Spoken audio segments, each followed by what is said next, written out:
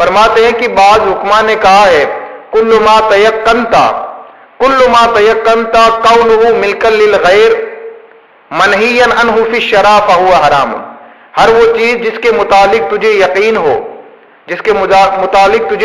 ہو کہ یہ غیر کی ملک ہے، دوسرے کی ملک ہے، دوسری ملکیت میں یہ چیز ہے، دوسرے کی ملکیت میں ہے، دوسرا اس کا مالک ہے، یہ جائیداد دوسرے کی ہے، یہ جو بھی چیز ہے یہ دوسرے کی ہے،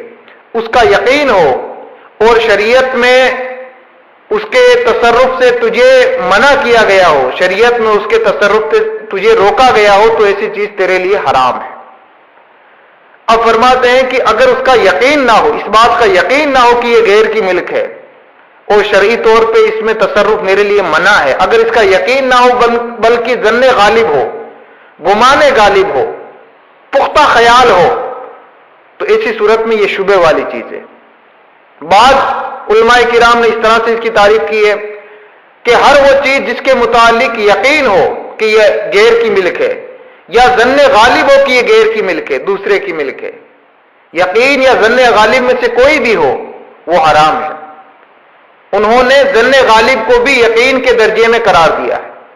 اور دلیل یہ دیتے ہیں کہ بہت ساری جگہیں ظن غالب کو یقین کے درجے میں بیان کیا گیا ہے. ظن غالب کو یقین کے درجے میں رکھا گیا ہے.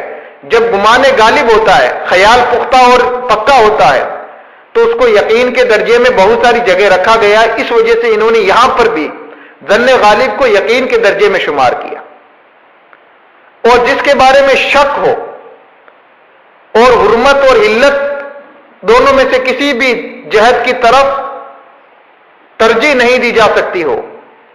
جواز اور عدم جواز کی دونوں جانب برابر ہو، اور علت اور حرمت میں سے کسی پر ترجیح نہیں دی جاتی ہو، جواز اور عدم جواز میں سے کسی ایک جانب کو راجح قرار دیا نہیں جا سکتا ہو، اور بندہ اس قدر شک میں پڑ جائے کہ کسی بھی صورت اس کو علت اور حرمت سمجھ میں نہیں آ رہی ہے، تو ایسی چیز شبہ والی ہے، ایسی غذا شبہ والی ہے. یہ متشبہ غذا ہے، کیونکہ اس میں یہ شبہ ہے کہ یہ حرام بھی ہو سکتا ہے، اس وجہ سے یہ متشبہ کے درجہ میں ہے. اس کا حکم غیر واضح ہے، یہ متشبہ ہے، شبہ والی چیز ہے، اس سے بچنا بھی ضروری ہے. تو جس کی حرمت واضح ہے، اس سے بچنا، اس سے اجتناب، اس سے پرہیز تو فرض ہے، ضروری ہر حال میں، کیونکہ اس کی حرمت واضح ہے، اس کی حرمت صحیح طور پہ بیان کی گئی ہے. لیکن جس کی حرمت شبہ کے دائرے میں ہے، مشکوک ہے، مشتبہ ہے، تو ایسی چیز کے متعلق حکم یہ ہے کہ اس سے بچنا تقویٰ ہے، ورع ہے، تاکیدی طور پہ اس سے بچنا چاہیے ہر اعتبار سے، تاکہ تقوی پر عمل ہو سکے. اور حرام سے ہر حال میں بچنا لازمی اور اجتناب کرنا ضروری ہے. اب سوال یہ ہوتا ہے کہ بعض تاجر، تجارت کرنے والے لوگ، عمرہ، امیر لوگ، مالدار لوگ، دولت مند اور صاحب اقتدار لوگ تحفہ پیش کریں یا کوئی اپنی طرف سے تحفہ طائف عطیہ عطا کریں، کسی کو کچھ دیں، فقراء علماء کے لیے پیش کریں، تو ان کے ان تحائف اور ان کے ان عطیات کو قبول کرنا جائز ہے یا نہیں، یا قبول کرنا چاہیے یا نہیں، جبکہ وہ حصول مال میں بڑی بے احتیاطی سے کام لیتے ہیں اور مال حاصل کرنے میں حلت و حرمت کے پہلو پر نظر نہیں رکھتے، تو ان کے مال میں اکثر شبہ ہوتا ہے اور ان کا حلال ہونا قطعی نہیں ہوتا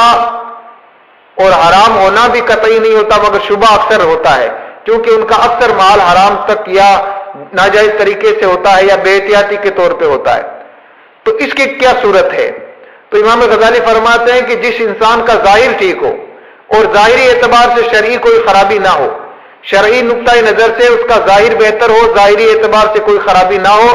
تو اس کے عطیہ کو، اس کے تحفے تحائف کو قبول کیا جائے گا، اس کے ہدیہ کو قبول کیا جائے گا، اس کے ہدیہ کو رد نہیں کیا جائے گا. اور قبول کرنے کے بعد بندے پر یہ بھی لازم نہیں ہے کہ وہ تحقیق کرے، تفتیش کرے، کھود اور کرید کرے اور اس بات کا اندازہ لگائے کہ زمانہ بگڑ چکا ہے تو اس میں اکثر حلال و حرام کی تمیز اٹھ چکی ہے، تو نہ جانے اس میں حرام کا پہلو ہو اور یہ جو عطیہ عطا کیا گیا ہے اس میں بھی کہیں حرام ہو. تو اس طرح کے شبہات میں گرنے کی بھی اسے حاجت نہیں ہے، بلکہ وہ قبول کرے یہ بالکل جائز ہے۔ شبہات میں گرنا مومن کے متعلق سوء ظنی ہے، بدظنی ہے، اور بدظنی خود ایک بہت بڑا گناہ ہے۔ تو اچھا گمان رکھنے کا حکم ہے، بدظنی سے بچنے کا حکم ہے۔ تو بدظنی سے پرہیز اور اچھے گمان پر عمل کے لیے درست یہی ہے کہ انسان ایسے شخص کہ جس کے متعلق یقین نہیں ہو کہ اس کا مال حرام ہے، بلکہ اچھا خیال ہو، تو ایسے شخص کا تحفہ، ایسے شخص کا ہدیہ، تحائف قبول کیے جا سکتے ہیں۔